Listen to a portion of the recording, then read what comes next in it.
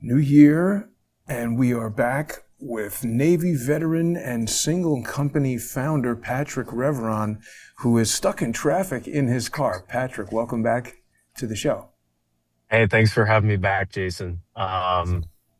Yeah, lots happened since we last spoke on here. So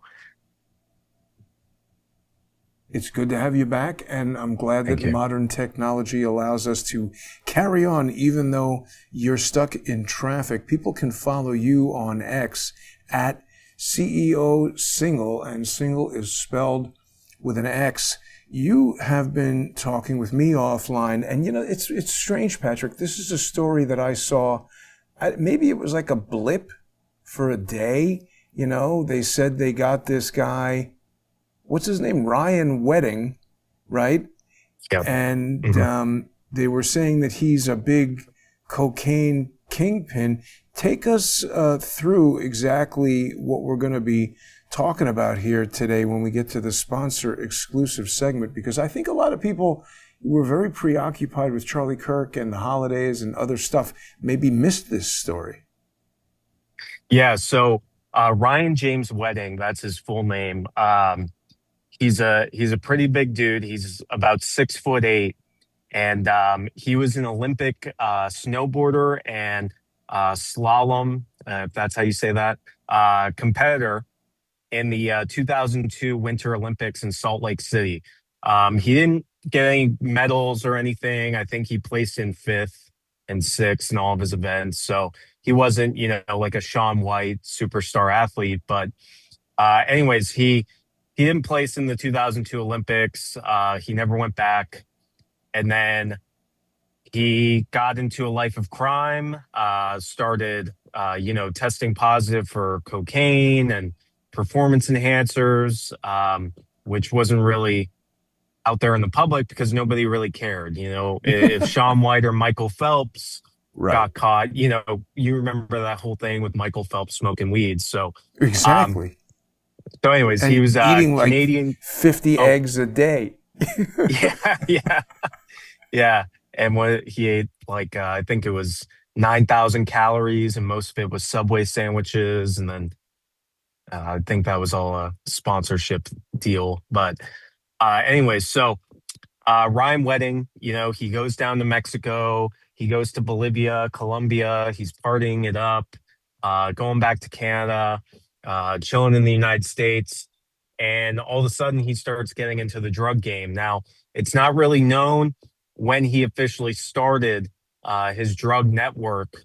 Um, but what is known, quote unquote, and is speculated based on what the FBI has told us since 2024, is that he is the largest cocaine trafficker in North America, outside of any of the cartel. Um, and this first came out in 2024, when they declared him the list. He became top 10, and a $15 million reward was set for any information leading to his arrest. So that wasn't even the reward for capturing him or locating him. $15 million just for information that would lead to his arrest. So significant bounty on information just for him. Um, so gets into the drug game. He already had a problem with cocaine. Um, and the reason that I popped onto this story is because, okay, I see a white guy, athletic, and cocaine trafficking, young, and this all sounds all too familiar with cases like Barry Seal or George Young. George Young was the subject for the movie Blow, starring Johnny Depp, and Barry Seal was the subject. Tom Cruise played him in the movie American Made, which is a really great movie. Yeah. Um, and Barry Seal, he ties into Iran Contra, Right. because that's the entire reason that he was dealing drugs and trafficking them, uh, with his private plane, his Cessna, was for the CIA, to then cut it in Mena, Arkansas, and distribute it from there at the behest of Bill Clinton while he was governor, sponsored by George H.W. Bush, CIA director. So all of this was very controlled, very sanctioned activity, illegal activity of international narco trafficking.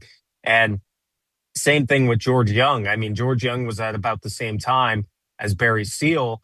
However, George Young had his run-ins with CIA as well, and it was sanctioned and almost encouraged. And if you guys know anything about George Young, he was very close with Pablo Escobar, and he was really the cocaine express for Pablo Escobar. I mean, uh, George Young was the one trafficking all of his drugs in for the most part, and I think the exact figure was 92% of the cocaine in North America in 1988 uh, went through the hands of George Young. So the CIA has had a Wow. lengthy history of narco trafficking, especially in the 80s, you know, when Bush was CIA director, Clinton as governor of Arkansas, and Reagan as president. Um, but I mean, this wedding, and that's why we called it White Wedding, double entendre, Ryan wedding. CIA is married to the cocaine. This guy was made his career in powder in more ways than one, um, in the snow and also in cocaine.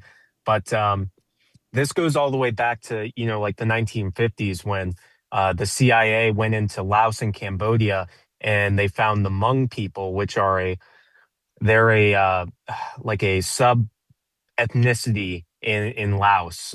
They live up in these mountains in Laos, and really, it was the CIA that set up the Golden Triangle in Laos, Cambodia, Thailand, Vietnam, those borders, which is now today the largest area for international drug trafficking in the world.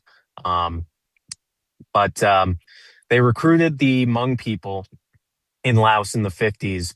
And the Hmong people were really good farmers. They knew how to cultivate poppy and opium in the hills of Laos. So the CIA went in there and they tried to do a regime change by using the Hmong people who were somewhat oppressed by the Laotian Cambodian governments because they were a cultural minority in that region.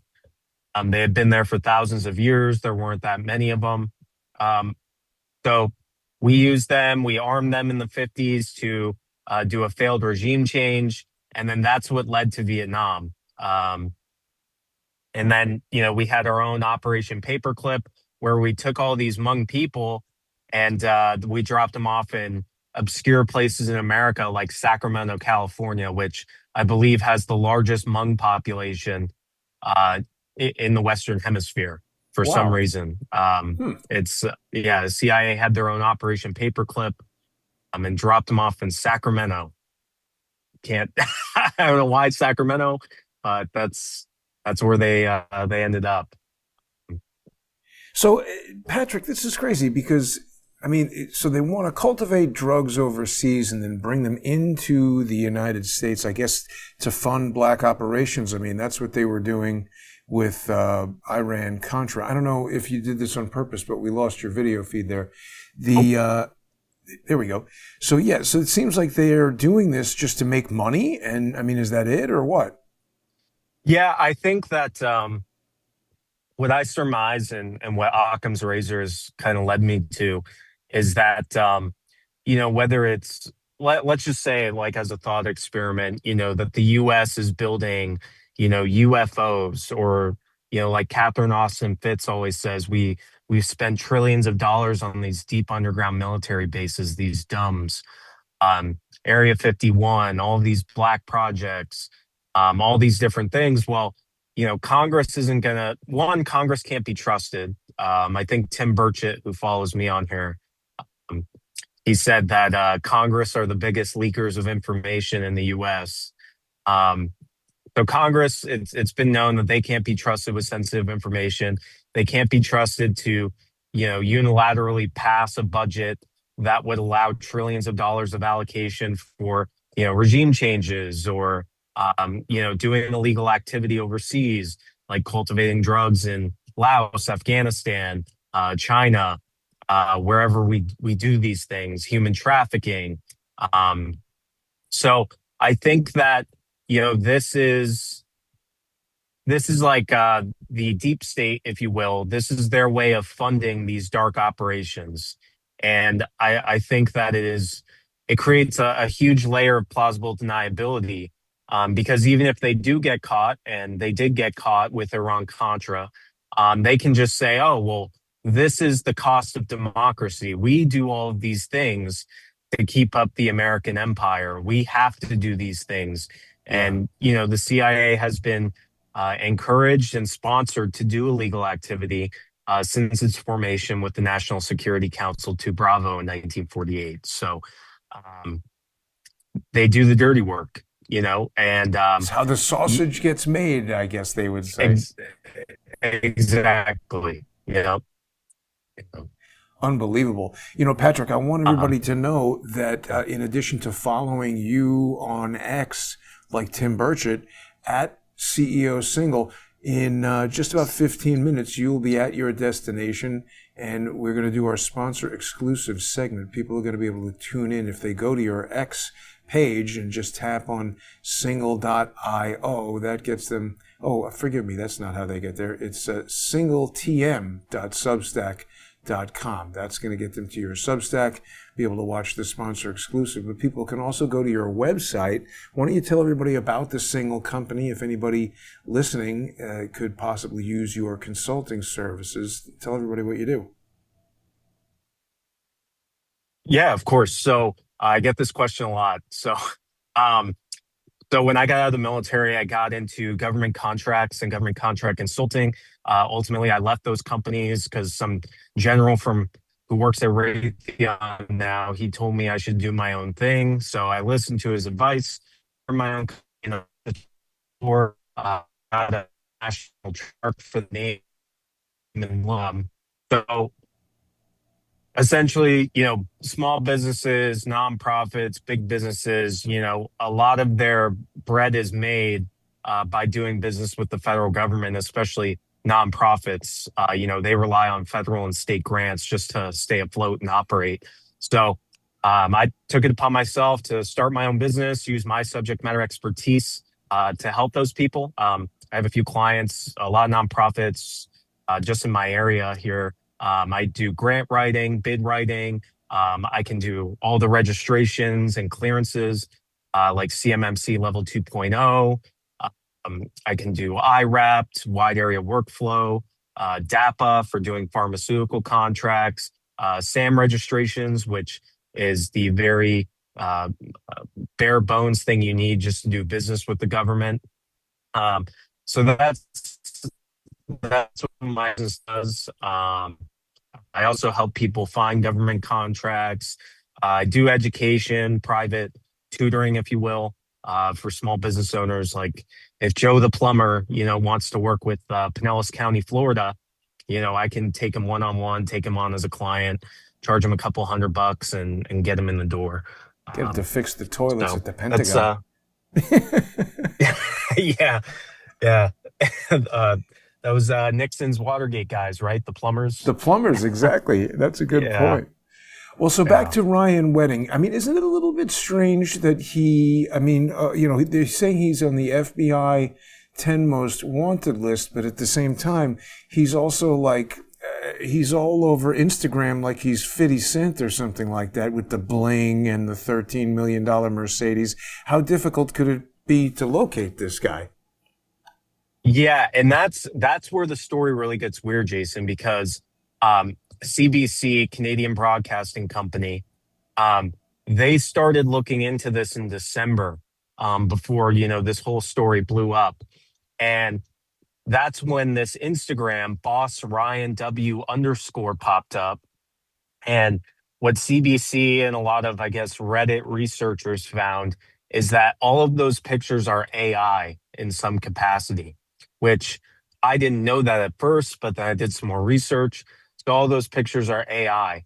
However, when CBC reached out to the Instagram user, they found out that the user claimed to be Ryan Wedding, the 44-year-old, and said, yes, I am him. And then when they said, no, you're not, he essentially said, well, I know him and I'm very close. So this Wait, pseudonymous wait. user. How did they know it wasn't him? Just because they're AI? I mean, what's AI about it? To say they're AI, I'm confused. Was it not? He has that Mercedes. There was a whole thing where some Russian diamond czar in Canada who was accused of laundering money for him. There was some trend. This Mercedes is extremely valuable. It's one of like very unique. They've sold at auction for 10 million. So 13 million doesn't seem that outrageous necessarily. But how did they know it wasn't him?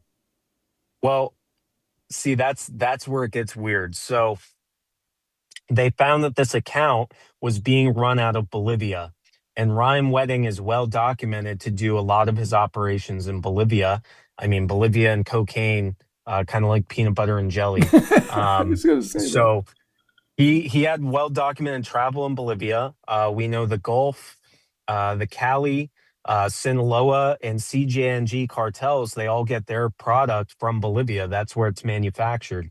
Um, so this account said, "Okay, I'm in Bolivia." They verified that it was, and the account only accepted to talk to CBC if they went on this mesh network encrypted chat app. I think it's called Treamer or something, and that's where That you know sounds he very FBI, doesn't it? exactly that has all the hallmarks of Intel. And then today, you sent me that article from CBC about the $13 million Mercedes. Um, that's one of 12 or one of 13 in Right. the world, It's like a something Le like that. Mans car that they just basically made legal for street driving. I remember when this came out in like 2000 or something like that. But the thing is, Patrick, if you want to be low key in Bolivia, this is the car you have to get. No one will notice. Yeah, and that's what's so bizarre because it's like on this supposed AI Instagram where all the pictures are AI generated.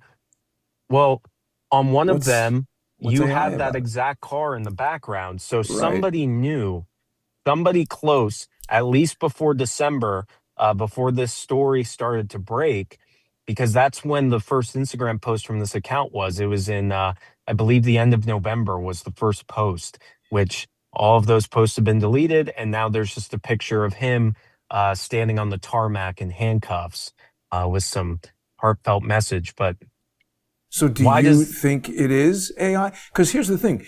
I use AI a lot. I think this car, there would be differences. Like we would be able to identify certain differences. This is not a very common vehicle at all. And I think if you asked AI to make an image of this car, it might not come out right exactly.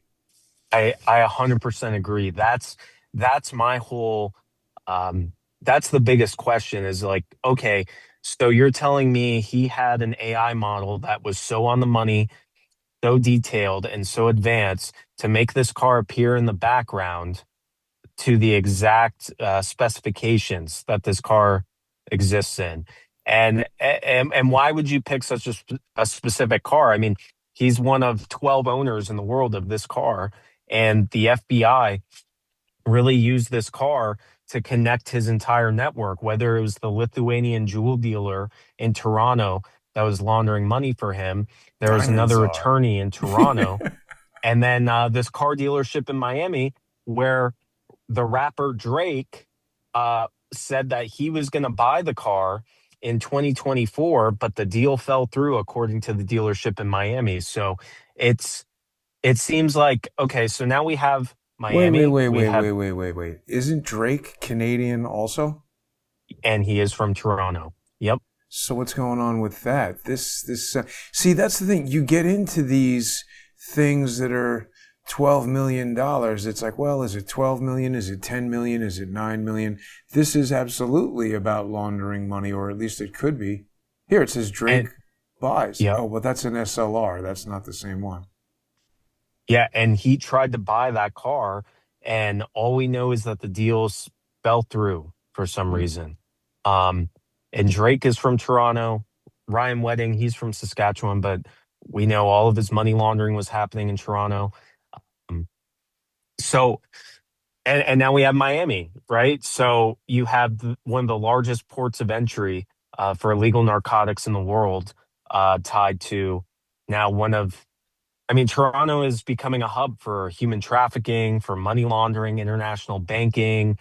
Um, you have international banks like HSBC, which we know a lot about HSBC and their money laundering, where HSBC got caught by the Treasury, by the Bank of Oops. England, and by the FBI for laundering $8 billion worth of Chinese triad and Mexican cartel money. Wow. Here's an article where Drake says he smoked weed and sipped cocaine to handle attention. So he's telling you that he does cocaine. How do you sip it? I thought you sniff it. It probably won't taste very good if you he drink just likes it. the smell. Yeah. But it's the story stinks to high heaven, right? And we have all the hallmarks of like a CIA operation, right? We have all of a sudden high profile coming out of nowhere. We have prior criminal activity that they can use for blackmail in order to get him to do something that they want. We have international travel and international connections that aren't common. Just a white guy from Canada, former Olympic snowboarder who Just has federal vacationing prison in time. Bolivia. It's like, what? Yeah, how does he get connected with the cartels and become this? I'll take Cash Patel's words for it. He said that he is a modern day El Chapo, and when I heard Cash Patel say that, I was like, "Well, I isn't El Chapo modern day Cash Patel?" Exactly. I'm like, El Chapo was like 10 years ago. It's not like he's yeah, a 100-year-old legend or yeah. something. So Cash Patel everything is so about it stupid, stinks. Patrick. It's ridiculous. Yeah, All right, well, he's so listen, are you near your location here? Because it could be a good time for us to break and get ready for the sponsor exclusive segment. People are going to be able to join us for that on single TM, like trademark, .substack.com. People can subscribe to Patrick on there and follow his articles and his writing on there. You can also get the sponsor exclusive on the Crowdsource the Truth channels, crowdsourcethetruth.substack.com and subscribestar.com and patreon.com/crowdsourcethetruth. Of course, people who follow me on X at JG_CSTT and subscribe there will get to see it. Are you ready to make the changeover, Patrick? yes, All sir. right. Let's do it. We'll be back in just about 5 minutes, so stay with us, everybody. We're going to have more on Ryan Wedding and all of this intrigue.